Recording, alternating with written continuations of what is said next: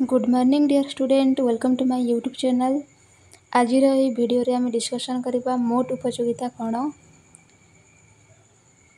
मोट उपयोगिता अर्थनीति रे जदि आम मोट उपयोगिता बुझा ताले समुदाय उपयोगिता हेउछि बा मोट उपयोगिता हेउछि ग्राहक बा व्यक्ति एक निर्दिष्ट परिमाण द्रव्य किंबा सेवा खाइबा द्वारा बा व्यवहार करबा द्वारा पाइथिबा समुदाय संतोष।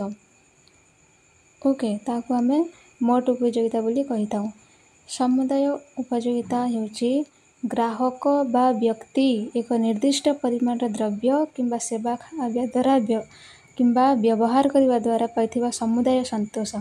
समुदाय संतोष अर्थात यही लाइन रू तमे आउरी क्लियरिटी रे बुझिबो। यही लाइन रू जे समुदाय संतोष, समुदाय कहले जगह कौन जे जेते भी आमे यूनिट कंज्यूम करबा प्रत्येक यूनिट रू आमर संतुष्टि को बुझाइब। प्रत्येक यूनिट रू मन कर मु गोटे मिठा खाइली, मु 5टा मिठा खाइली, तेबे गोटे मिठा को आमे धरिबा नाही, आमको 5टा मिठा रू जेते संतुष्टि मिलिला ताहाको आमे धरिबा। 5टा